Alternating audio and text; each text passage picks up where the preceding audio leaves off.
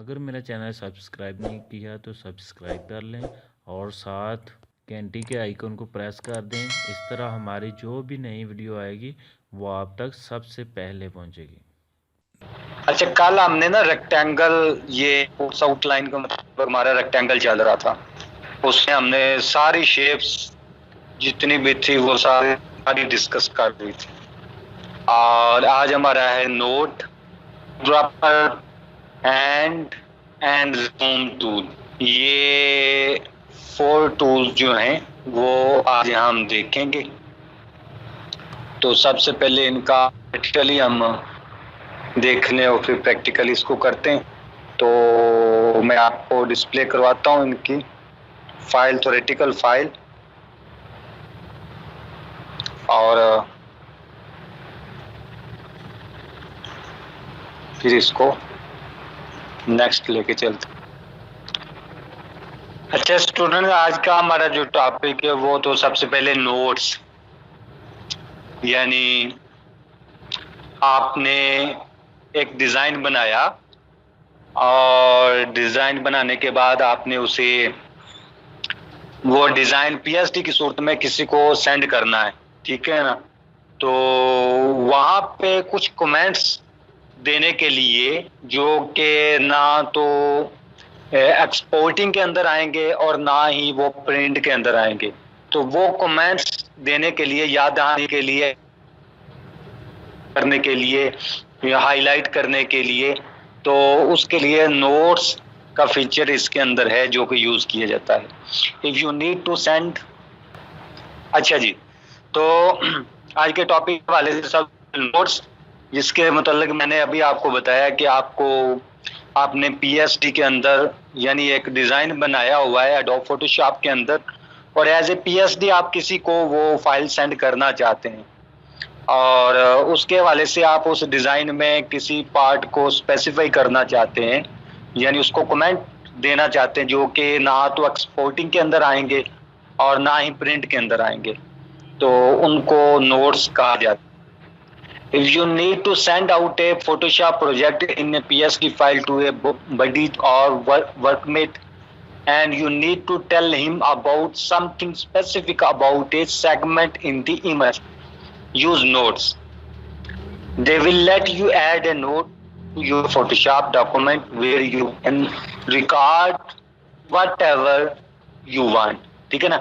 और ये एक नोट होता है कि जो कि आप उसको स्पेसिफाई करना चाहते हैं, तो इस फीचर टूल को यूज किया जाता है। टूल तो आई ड्रॉपर के हवाले से हम बात कर रहे थे। आई ड्रॉपर टूल ये ऐसा जबरदस्त फीचर है एडोब फोटोशॉप के अंदर कि जिसकी मदद से आप अपने इमेज में से एक स्पेसिफिक कलर उठा लेते हैं और इस कलर को रीयूज कर लेते हैं अपनी किसी दूसरी डिजाइन के लिए। तो ये आई ड्रॉपर की मदद से हम ऐसा कर पाते हैं। उसके बाद जूम टूल है। जूम टूल के अगर आपने अपने इमेज को, अपनी स्क्रीन को जूम इन करना हो, जूम आउट करना हो, बाय डिफॉल्ट 100% पे रखना हो या इससे ज्यादा करना हो, कम करना हो, जूम इन जूम आउट, तो ये इस टूल की मदद से देखते हैं। उसके बाद हैंड टूल है। हैंड टूल से क्या करना होता है कि अगर आपने जूम इन किया हुआ है अपना इमेज जो कि बहुत ज्यादा आपकी सामने स्क्रीन से भी बाहर निकल गया है, तो उसका स्पेसिफिक एरिया आपको स्क्रॉल करना हो तो हैंड टूल इसमें बहुत ज्यादा हेल्पफुल होता है। When you are working really zoomed in, you are going to need to move around in some way, and the navigator is not always the best option available. For these occasions, we have the hand tool, which allow you to easily move back and forward through your image. ठीक है, तो ये था आज का हमारा theory के हवाले से। तो चले हम इसको प्रैक्टिकली भी देख लेते हैं। तो मैंने एडोब फोटोशॉप को ओपन कर दिया। जैसे ही ओपन होती है एडोब फोटोशॉप की स्क्रीन में आपको शो करवाता हूँ और वहां पे फिर हम प्रैक्टिकली इसको लेके चलते हैं। ये स्टूडेंट, मैंने आपको एडोब फोटोशॉप की स्क्रीन अपनी डिस्प्ले करवाई हुई है। आई होप कि आपको शो हो रही होगी। इसमें सबसे पहले तो हमने देखना है कि नोट्स के हवाले से कि नोट्स जो अभी हम पढ़ के आए हैं कि नोट्स होता है कि आप किसी भी एरिया को अपने डिज़ाइन के अंदर स्पेसिफिक कर लेते हैं और एक स्पेसिफिक नोट ऐड कर देते हैं जो आपके लिए बाद में आपकी याद आने के लिए आपके काम आता है। ठीक है, तो इसमें वो पहले नोट ही को स्टार्ट करते हैं। तो आप आ जाएं यहाँ पे अपने टूल बॉक्स के अंदर, और टूल बॉक्स के अंदर आप देखेंगे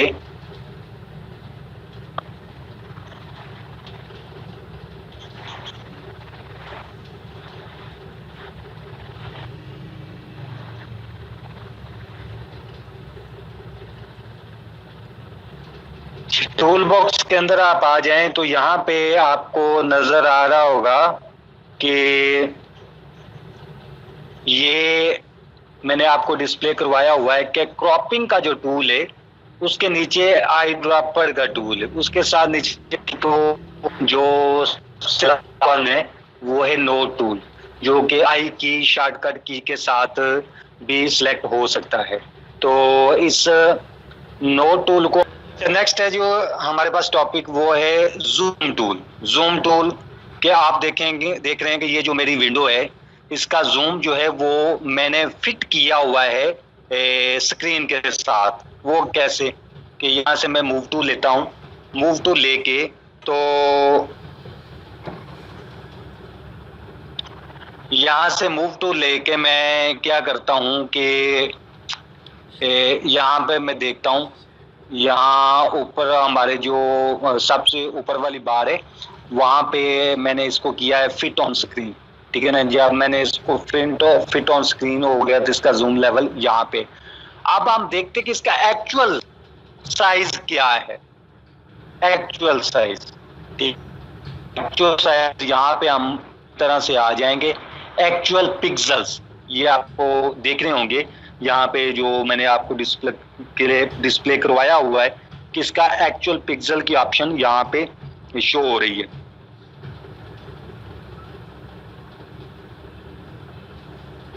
तो मैं इसको कर देता हूं ये एक्चुअल पिक्सल। ठीक है ना, ये मैंने इसको एक्चुअल पिक्सल कर दिया तो आप देखेंगे कि इसका जूम बढ़ गया है, जूम इन हो गया है, जूम इसका और मैक्सिमाइज हो चुका है। ठीक है ना, ये नहीं दोबारा से मैं रिपीट कर देता हूँ कि ये कहाँ से मैंने किया। ये ऊपर जो हमने सबसे टॉप वाली बार मेन्यू बार जो है, इसको मेन्यू बार भी कह सकते हैं और इसको एप्लीकेशन बार भी कहते हैं। वहाँ पे मैंने यहाँ पे आके एक्चुअल पिक्सल पे क्लिक किया तो यहाँ पे इसका जो एक्चुअल साइज है इस इमेज का वो मेरे सामने आ गया। ठीक है ना, जो कि यहाँ स्क्रॉलिंग बार के जरिए जो कि मेरी विंडो से बाहर जूम इन हो रहा है। ठीक है, तो यहाँ पे ये स्क्रॉलिंग बार है, इनकी मदद से हम इसको वर्टिकली या हॉरिजॉन्टली इजीली स्क्रॉल कर सकता हूँ। ठीक है ना, तो अब हमने देखना है जूम टूल, यानी जूम टूल की मदद से यहाँ पे आप देखेंगे कि ये नीचे जूम टूल जी की शॉर्टकट की के साथ मौजूद है। इसको मैंने सेलेक्ट किया और ऊपर प्रॉपर्टीज के अंदर इसका प्लस वाला साइन जूम इन के लिए और माइनस वाला साइन जूम आउट के लिए। प्रॉपर्टी ऑप्शन बार के अंदर आप देख रहे हैं प्लस वाला साइन जूम इन के लिए और माइनस वाला साइन जूम आउट के लिए, यानी प्लस वाला साइन जूम ज्यादा बढ़ाता जाएगा और माइनस वाला कम करता जाएगा। तो प्लस वाला सिलेक्ट करके मैं इसको करता हूं क्लिक तो आप देखेंगे कि ये जूम इन हो गया और ज्यादा। ठीक है, तो ये मैंने जैसे क्लिक किया था तो प्लस वाले साइन से तो ये और ज्यादा जूम इन हो गया था। ठीक है ना, उसके बाद माइनस वाला साइन लेते हैं। माइनस वाला साइन लेके मैं जैसे इसके ऊपर क्लिक करूंगा तो आप देखेंगे कि ये फिर ये जूम आउट हो गया, यानी ये इसका कम हो गया है, इसका स्कोप कम हो गया है। तो इस तरह से zoom in zoom out easily मैं कर सकता हूँ। इसके अलावा आप ऊपर देखेंगे कि ऑप्शन बार के अंदर मुख्तलिफ ऑप्शन भी हैं।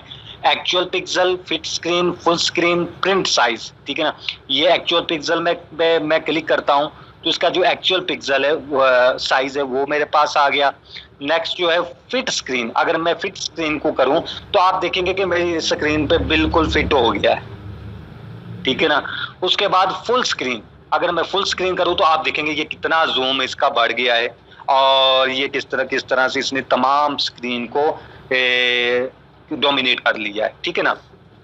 उसके बाद नेक्स्ट है प्रिंट साइज। प्रिंट साइज पे क्लिक करूं तो अब ये इसका एक्चुअल साइज वो है जो कि प्रिंटेबल है, ठीक है ना, जो प्रिंट होने के बाद आएगा। तो अभी मैं इसको कर लेता हूँ फिल स्क्रीन। फिल स्क्रीन करने के बाद अब ये फिल स्क्रीन हो गया है, इसका जो थोड़ा सा पार्ट वो शो हो रहा है, बाकी हाइड है। तो हाइड पार्ट हमने अगर देखना हो तो यहाँ पे स्क्रॉलिंग बार है नीचे, वर्टिकली और हॉरिजेंटली ये स्क्रॉलिंग बार, ये इनकी मदद से हम कर सकते हैं। लेकिन इसके अलावा जो आज हमने टूल उसमें देखा है वो हैंड टूल है। यहाँ पे आप देखेंगे टूल बॉक्स के अंदर तो ये हैंड टूल मौजूद है, ये इसको मैंने सेलेक्ट कर लिया, ठीक है ना। और इस हैंड टूल की मदद से इसको आगे पीछे मूव करता हुआ यहाँ से पकड़ के माउस के जरिए तो मैं इसको स्क्रॉल कर सकता हूँ बिल्कुल इजीली, ठीक है ना।